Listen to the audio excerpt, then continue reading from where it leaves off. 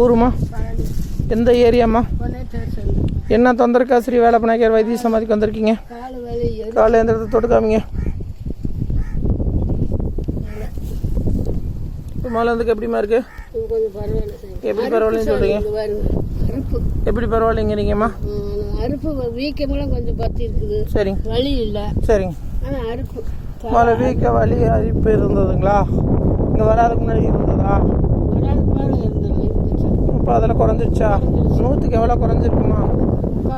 சரி, வேறு மற்ற வேலை பாருமா.